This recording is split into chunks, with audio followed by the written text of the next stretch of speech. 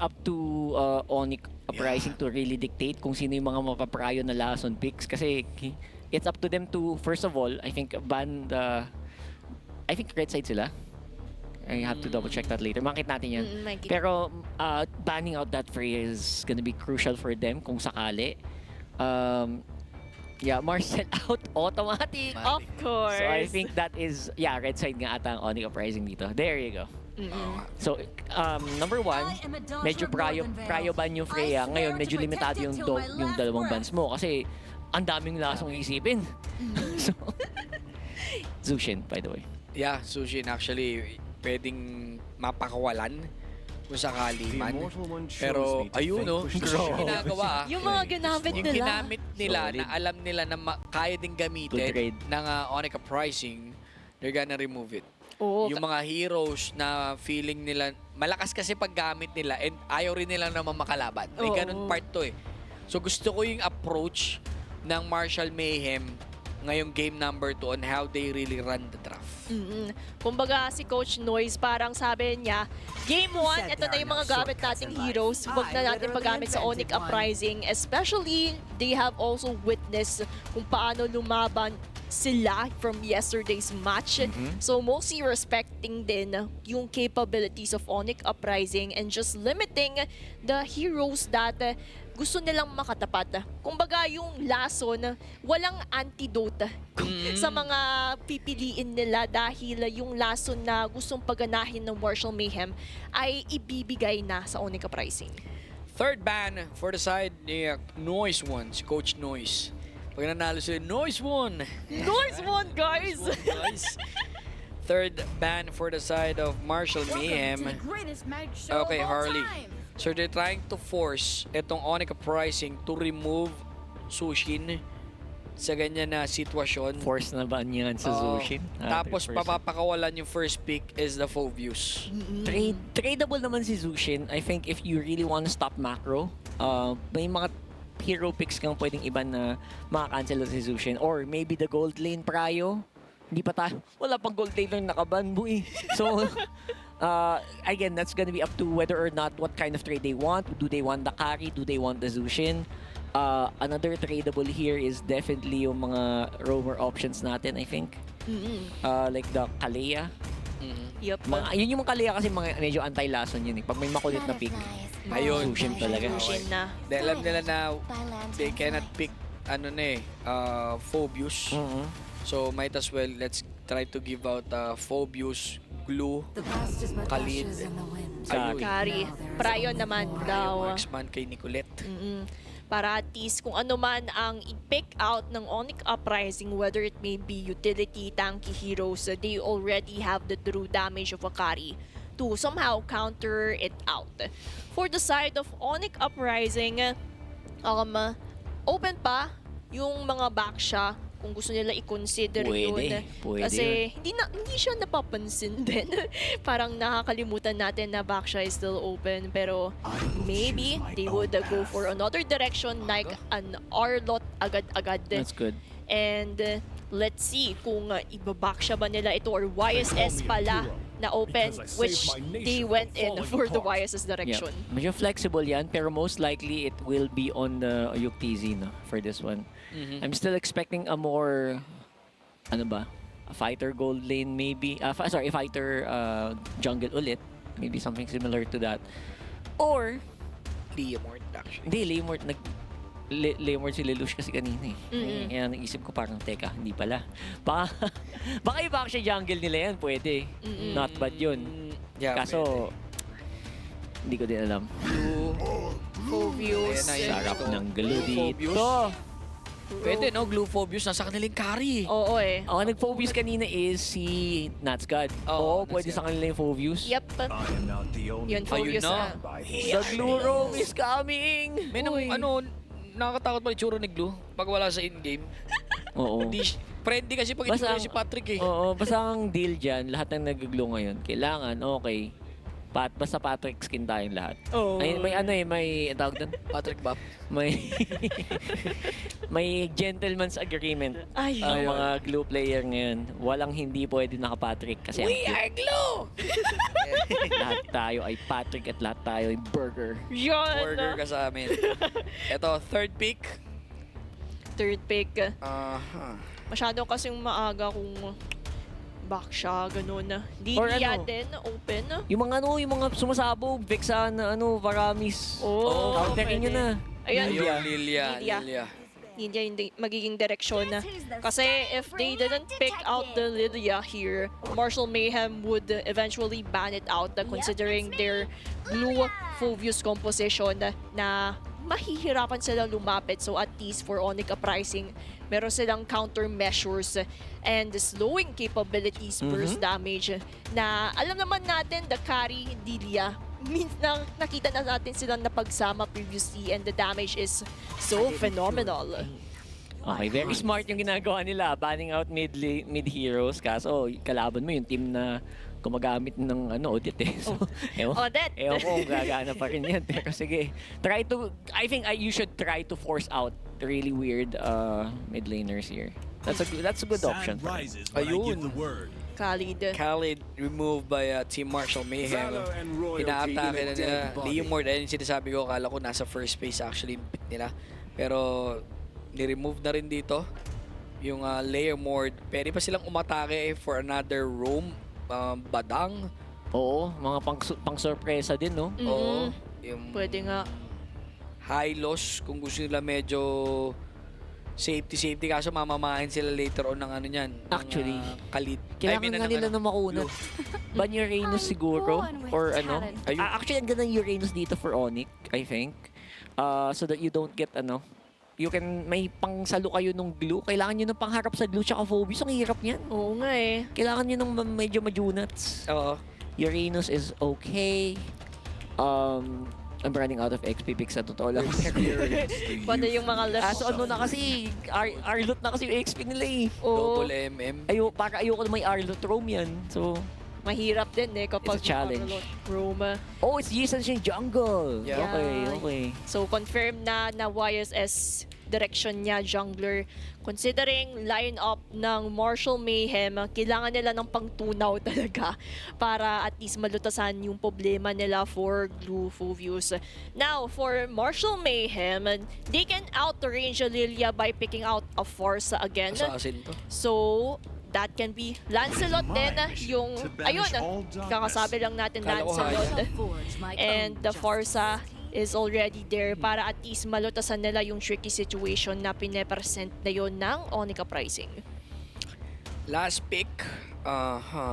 Very tricky. Kung magbabadang ka, hindi na siya okay technically.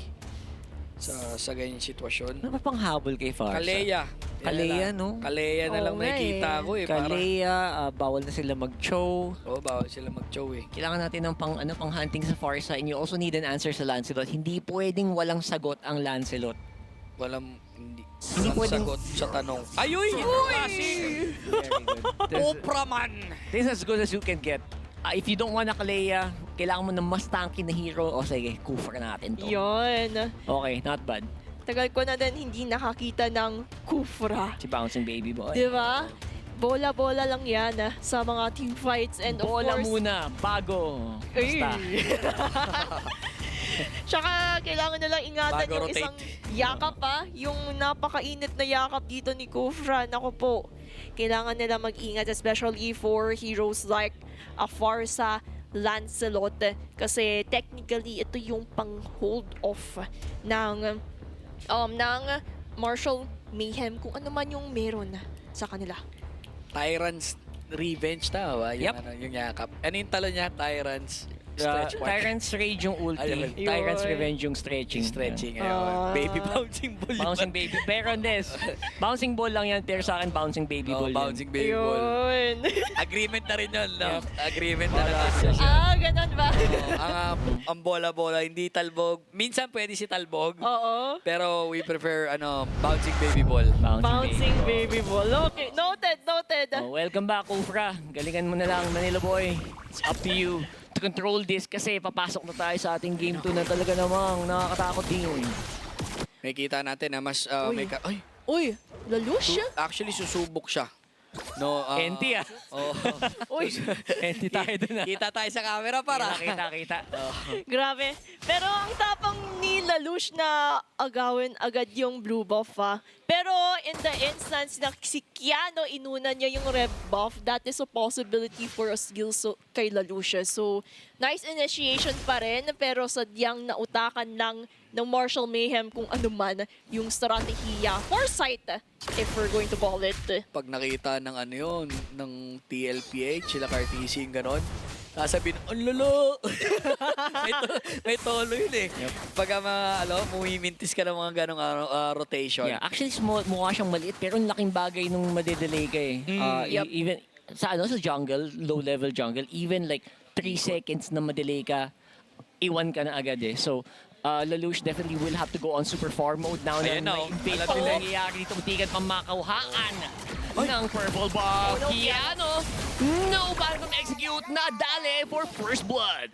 At yan naman, yung somehow pangsagot nila sa little delay coming in from Lelouch dahil sumilip siya sa purple agad-agad ni Bawing-bawi. Keanu, no? So, bawing-bawi talaga. So, at the end of the day, naging advantage pa yun sa side ng Onyx Uprising pero Susunod hindi po. pa sila tapos. Actually, napansin ko, no, kaya okay lang din pala na sumubok doon dahil meron sila ditong si Aisawa. Yung mga glooms niya, tinulungan eh. Kaya napansin natin, akala natin madidelay, nahabol pa rin, nagawa ng paraan. Ay, talon! Ang magandang talon dito. And of course, the final slash cleans it up. Baka dito sa glue. Pahirap ng pahirap. Ang advantage nila nawawala. Yung bahagyang lamang. Hindi na makalapit si Keanu sa turtle na to. It's not a good matchup. Lalo't ang dami pa talagang nakabox out. Sila Manila Boy and Nat Scott on the side. Turtle goes over the Onyx. Ganda din ng positioning na ginawa ng Onyx Uprising to the point na hindi na posibleng lumapit ang Marshall Mayhem because if they try to do so in the first place, then doon sila mapipick off. So mas lalamang pa yung Onyx Uprising but they have chosen to go for a safer direction. And tumalon lang dito si Manila Boy. Those initiations. Okay, cool. And that is gonna be basically just the konting patikim lang. Patikim lang naman ng Patikim damage lang. na pwedeng mangyari pa rin or manggaling pa rin kay Windel. Pero right now on Onyx Uprising, definitely mas maganda ang control nila sa mapa dito sa game number 2. Mapapansin natin na nagiging bisyo na actually ni Lelouch na dumalaw lagi sa mga small camp. Those green or the golem, iniikutan pa ulit-ulit ni Lelouch dito. Nakikita naman natin with regard sa kanilang level, kaka-level 6 pa lang ni Keanu. Pero mas mataas pa rin ang XP dito ni Lelouch. Oh, Pero no. Earthstrike, kinasa na. Ayan na. Bits of damage being used pero ang lakas ng ganti. Ang ganti ng gabi dito sa taas. Grabe din naman yung foresight na ginagawa ni Manila Boy. Alam niya kaya nila kasi 2v1 literally yung naging scenario na yun eh. So, why not pick up a squishy hero like a Farsa para mas mag-scale up si UTZ na alam naman natin dito sila mag-heavily rely on lalo't-lalo na double marksman set up ang Onyx Uprising. Yung double marksman yan, bigyan mo lang sa simula no? Oo. Mahihirapan na actually humabol pag sa mga ganyan sitwasyon. Kaso sobrang ganda humarang ni Manila Boy kahit gusto mo, hindi ka binibigyan eh. Look at the movement coming from the side of Marshall Mayhem. Alam mo na yung parang yung body language nila, ramdam nila na hindi natin kaya ilaban ng turtle. Unless ipilit, you have the Phantom's execution just to die in. Just give me a vision. Yun ang shotful dito. Keanu! Okay, beautiful Tyrant's Rage. Comboed with the final slash. Listpoint hindi na nakagalaw pa. Oy, sumakay. Here comes the glue roam. Si Manila Boy ang target niya. Lelouch takes that turtle. And makakatakbo pa si Clarence. Still an advantage para sa Onyx. Dahan-dahan na sila talagang lumalamang. And slowly, nawawala na din yung grip ng Marshall Mayhem sa mapa. And yan din naman yung inarangkatan nila with that final slash. Just putting pressure sa mid lane and thus Onyx Uprising. They have a lot of opening. Pero Manila Boy, nandiyan na naman si Yukini! Okay, nice sidestep. Yung PZ gonna be able to catch that off guard. Wala nang lugar para tumakbo pa yung carry na to. And ngayon nakukuha actually ng momentum ng buo ng Onica Pricing. Scary lang against sa Marshall Mayhem kasi double marksman pa rin to. Kung ngayon pa lang gumagana na yung double marksman, paano pa pag umabot sa late game? Item check, naka-Sky Pierce. Uy, ang cute naka-rapid boots. Talagang distance, chani lang gagawin. Neto ni FTZ. At saka, base pa lang din sa lineup ng Marshall Mayhem, you have a slow from a glue of Clarence. Plus, tuwing kailangan niya makatakas sa tricky situation na yun and toss going in for the rapid boots. Pero, for Marshall Mayhem, kung gusto talaga nila makabawi, they have to ensure that mabigyan nila ng espasyo dito si Keanu, Nicolette, to make us feel the damage output ng mga galing sa heroes na ito. And at the same time, capitalize on the Windell's range para at least nandoon pa rin yung poking mechanism and area control that you need. Speaking of poke, no! Napasama na naman. No more ultimates for Vizcalu. That means na makakalibre na naman yata tayo ng pagong. Oo nga, libreng pagong sa side ng Onyx Uprising dahil hindi pa makakapuntes ang Marshall Mayhem sa situation na ito. Considering nakalamangan na yon ng Onyx Uprising, they have the control. Pero, kita mo naman, Feather Airstrike to somehow pick things off. Pero may Black Shoes ka. Pero, nandiyan din naman ang mga members ng Marshall Mayhem. So Marshall Mayhem, definitely hindi na nila tinry mag-contest. Pero ito na yung mga nag-turtle kanina. The backup is here. Windell gonna go down. Sinusubukan niyang hindi makita pero spotted na siya. Let's going for the flaker. Parang makakadali pa ng isa. Natsgod decides to not go for it. Wala din naman silang final slash. Manila Boy saving the Tyrant's Rage just in case na mag-re-engage itong Marshall Mayhem. And they're looking good so far with the 3,000 gold lead para sa Onyx Uprising. And so far, I'm still waiting for the impact ng Lancelot na to. Sa totoo lang, it feels like Keanu, despite a really good pick on that Lancelot, we haven't really seen that much talks for it yet. Oh no. The Stoinks, kamuntikan na doon sa initiation ni Manila Boy. Pero katulad nga ng sinabi mo, Rockart, no? Tama ka dyan. Kasi right now, Keanu needs to step up with that Lancelot because the idea is there. We can see it sa draft, but execution-wise, it also needs to be felt para at least ma-penetrate yung mga squishy heroes like sila Lelouch. Especially Yuk TZ na nakakapag-stack up na siya sa Sky Piercer and damage output. So they really have to be mindful of those threats. Actually, ginagawa nila, hindi na nila pinapabuelo no? Etong si Keanu in a form of that Lancelot. Though mababa ang kill, death niya. That's only one plus that one assist. Pero after nyan, wala eh. Hindi ka rin nakakakuha ng objective. Okay lang.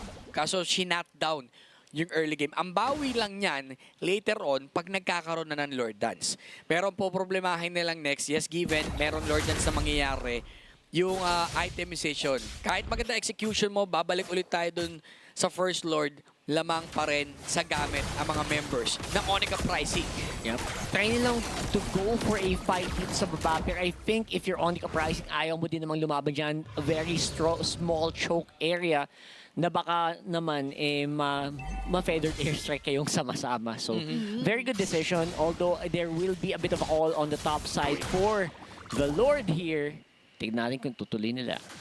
Tingnan natin kasi for the side of Marshall Mayhem, if they want a change point, a turning point, that this would be a time contesting the Lord. Kasi even though may kalamangan ng Onyx Uprising sa mga initiations, kaya nilang lumaban eh. Oo. Eto, speaking of laban Yeah, they go straight for the engage. Medyo malayo dito. Yeah, Fearless Stoink is gonna be the first one to fall. Nahanap naman ni Nicolette si Natsgod. Looks like the carry is doing it. Pero with the Tyrant's Rage, hindi na makagalaw pa ang carry na to. And lalaban sila 3v4. Itutuloy pa rin pala ni Keanu. Nasa likod umiikot-ikot si Windell looking for the target. Nakahawak naman dito is Lelouch going down. And the Lord going over the Keanu before he gets taken out by Yuk TZ.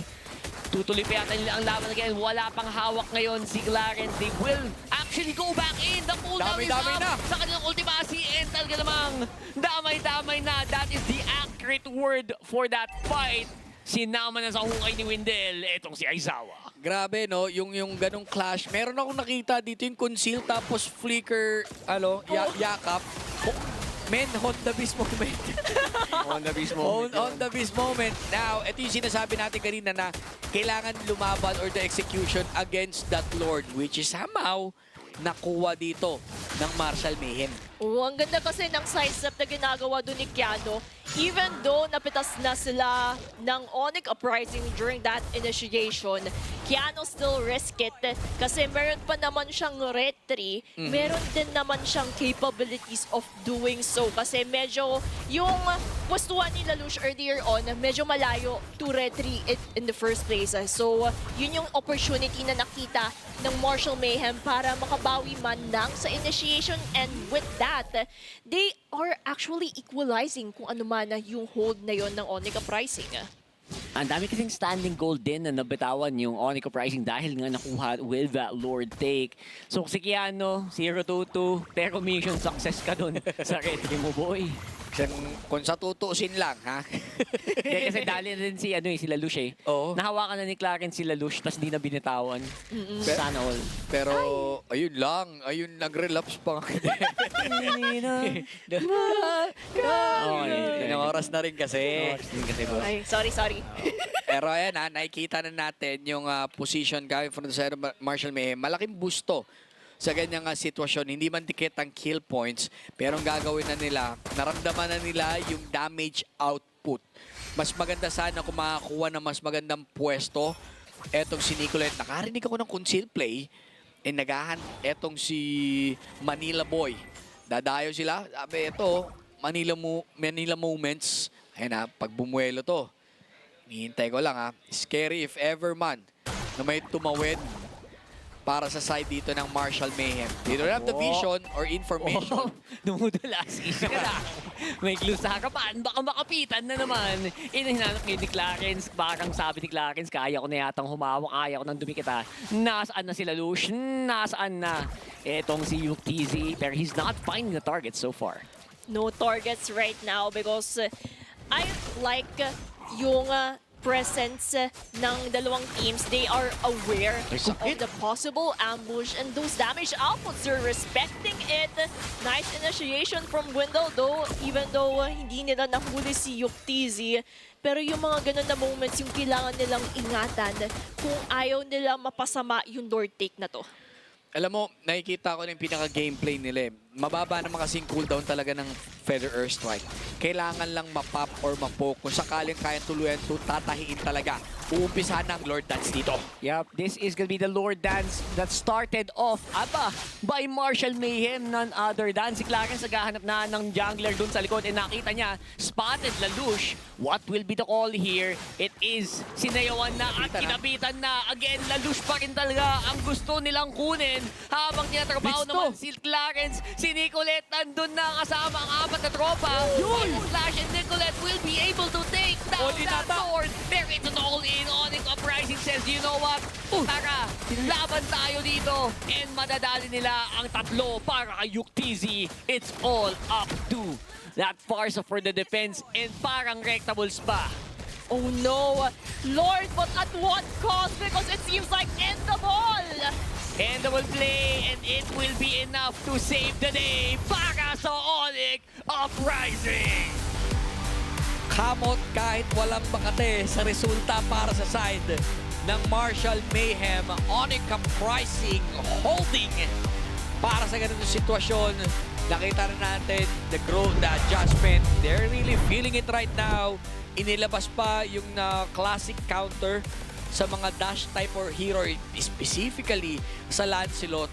Etong Kufra na nakita naman natin gumana kahit papano. Kung yung dati nakakita tayo ng mga, sabi ko, ng mga Patrick na nangaharang, I mean, yung mga blue na nangaharang, sila rin mismo yung hinarang ng isang Kufra. Ang daming nakuhang advantage sana doon, no? I feel like yung ginawa ni Clarence was actually very on point, go straight for Lelouch. Pero nung pauwi na, no? Ayun, nung pauwi, Oo, may turbulence sa biyahe. Yun lang. Kung yung pwesto ni Nicolette doon sa bandang Cyclone Eye, nung hatak, maaari Diba? Pero yun nga, napansin ko nandun siya sa bandang double green. Tapos ang cut ng kalaban nung pauwi na dun sa Cyclone Eye. So, mahirap talaga lumigtas. Pero Close bite. yung mismong buy time, naramdaman na natin, Marshall Mayhem is really fighting back sa ganitong sitwasyon. Parang ano eh, pag hindi pa naagapan yun, pwede, nakakatakot yung Lord na yun. Lalamang ng grabe yun. Tapos not to mention, sinikulit nakahabol na din ng gamit. Tsaka yun din naman kasi yung natatakot yung Onyx Uprising na mag-activate Nicolex carry na prioritize nila during the drafting phase just because kayang-kaya niya din humarap at magtunaw ng mga tanky heroes like si Manila Boy, Nats God. Now, they have mitigated that risk for Onyx Uprising. Kinapitalize din talaga nila yung double marksman kasi look at the big four stats. Rich Guy, the carry, Wingman.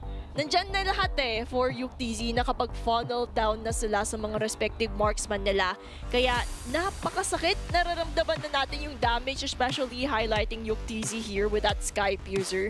Walang nakakapigil sa kanya. Tutok na tutok, technically yung Rhapsody. Tsaka yung Sonata sa kamay dito ni... Uy! Yo! Ang ating MVP, kababalik lang ng hero na to. 108 Manila Boy. Hindi man ganong kalaki yung kanyang stats. Siyempre, that's a roam. Pero nga, pinopoint out rin natin dito yung impact niya to stop Keanu sa pagkuha ng kung ano ng mga objectives, yung pang-mamama or pang-pa-front ng isang glue, ninenegate talaga ni Manila Boy.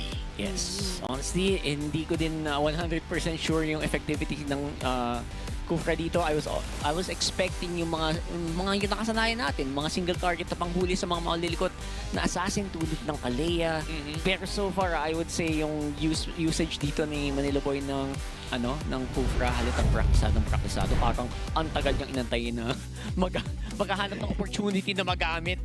Tsaka napresenta na yung opportunity na to just because of what happened. Pero itong 2v1 situation, ito yung gusto ko about Manila Boy. He contributes greatly not only in terms of objective taking but also putting pressure sa side ng Marshall Mayhem na anytime pwede mong maramdaman yung yakap ng Kufra, pwede kang makapag-set up sa mga plays na pwedeng gawin niya.